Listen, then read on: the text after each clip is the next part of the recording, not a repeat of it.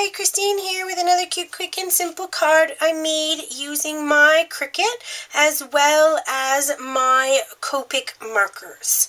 I was inspired to do this cute little image because my last giveaway winner, Red Hot Scrapper, sent me a thank you card, and I would just like to show it to you. It's very, very, very elegant and pretty, and I like it a lot, and I love how the card is made of corrugated paper, and then some really thick designer paper, and this pretty image. I'm really not sure who the designer is. It looks like a CC design, but I'm not 100% positive. She didn't use Copic markers. I believe she used Spectrum, but I don't have that brand. And I said, you know what? I am going to attempt to use my Copic markers. And so thanks for that. I really, really love the card, and I also feel that I got inspired to make this one.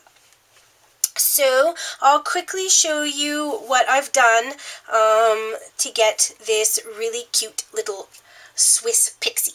Alright, so I started with some cardstock. This is actually from the Basil collection, and it was a 12 by 12 cardstock that I brought down to an 8.5 by 11 and then cut that at 5.5 inches, and I folded in half. Now, Basil cardstock is very, very thick, and if you're not careful, if you fold it incorrectly, it can tear on the fold line. So just as a tip, what I do is I fold the card inside out first. So with Basil cardstock, there's a texture and then a more flattened surface. So I folded it first and then took my bone folder and I made a crisp fold. And then what I do is I just fold it back the correct way and take my bone folder again, and it comes out with a nice, sharp, not torn up edge. And so that's my little tip.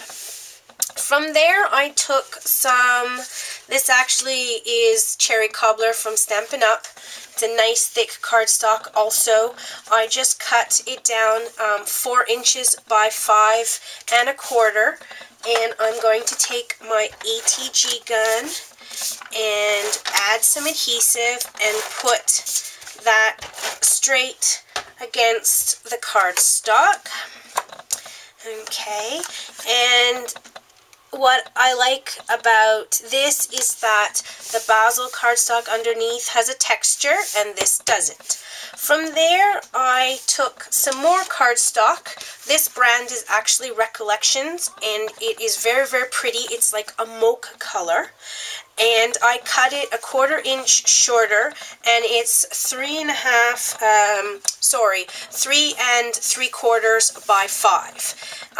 I just noticed that I didn't run it through my Cuttlebug, so I'll do that really, really quickly. I have my Cuttlebug actually out, so I'll do that real quickly.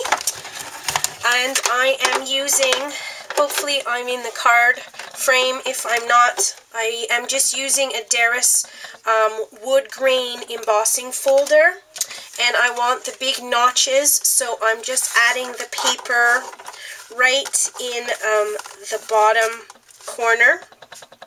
I'll just make this really, really straight, and then I'm going to run it through my Cuttlebug real quick. And unfortunately, I have paper down first, so it's moving. There we go, and I'll just start it. There we go. Okay, I'll take that out of the way, and you can see the paper is actually really, really pretty. Gives a nice wood grain, and considering I used a really cute Pixie image, I thought the wood grain will be, you know, they're in the forest, little fairies, so the wood grain would be a good background. So I'm just going to add that straight down to the cardstock I've already done. Put that back in place here. And I'm just going to add that straight to the center of everything. There we go. Okay, next I did my cutouts and I used elegant edges. I used the image on page 43. It's the burst image right here. I thought it was really, really pretty. So I took out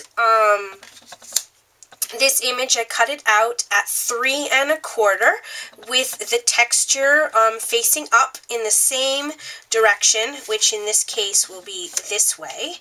And I just cut it out, and then to get the opposite smaller effect, I cut it out in the burgundy at 2 1/4 inch, and again in the mocha at 2 inches.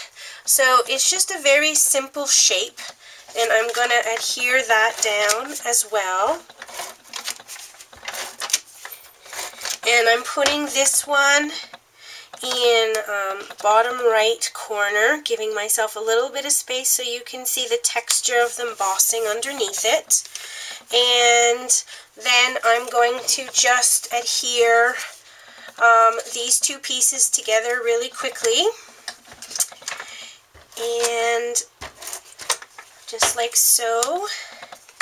Now to try to get this centered, I always have, there we go, a little bit of issues. I think that's about right. And I am going to actually stamp this image before I put it, in case I made a boo-boo. Now I'm just using a really nice stamp. This one comes from Stampin' Up. It just says thank you. And I'm just going to put that in the center of the, there we go, the pretty cutouts that I've made. Just let that dry for a second.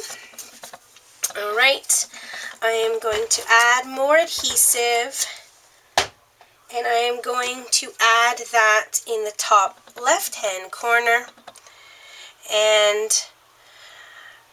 actually, I put adhesive down, but I think I am going to use some foam tape. I have a little piece right here, and I think I'm going to raise it, which I believe is what I did on the first one. So I'm just going to add, without my cat hairs, 3 cats, there's always cat hairs around. Alright, so that goes right in the top left-hand corner. Okay, so then I cut out my little image. Let me see if I can find the packaging. The packaging is from CC Designs. It is called Swiss Pixie, and her name is Sweetheart Bregitta, and I think she is so, so cute. So all I did is take some Copic markers. I mean, it actually took quite a few of them, so 2, 4, 6, 8, 10 of them to get all the colors. But, you know, you make do with what you have, and so I'm not a very good Copic marker. I'm a beginner, and so I did like a little swirly pattern to get a little bit of texture in the dress, because I didn't do any shading. The shading I really did was in the hair. I used 3 colors to get the hair. I'll briefly tell you it's E47, which is dark brown. I used E57 light walnut and E55 light caramel, and I just kind of merged them together to the best of my ability. Her dress, as I said, is a teal blue. It's BG18. I believe her ties and her shoes are an R39 garnet. I believe her face is actually 2 colors. It's E00 skin white and E21 baby skin pink. And the cheeks are an R83 rose mist. And then the yellow is YR23. But that really doesn't matter. You pretty much, color your images to the best of your ability. I cut her out just using scissors, and instead of keeping her as a white background, I actually used this dull ivory, and I just surrounded it with the white images. Now, I raised her on pop dots, whatever I had left over, and I'm going to be putting her in the center of the nice square that matches her outfit. And then last but not least, in my first one, I added some champagne color pearls, and I don't have any more left over, so I have some white ones that I'm just going to use, and all I did was add them in the corners of the big image, and I don't know if I left her. It's not so bad. I might have to move her over a little bit. I'm going to add 3 smaller ones here and 4 big ones to complete the card. And that pretty much is it. On the inside, I used the light mocha again, just to have a liner. And I didn't write anything else. But I thought she was super, super cute, and I'm very happy with the way she turned out. And I hope you enjoyed watching this really quick video. So, bye!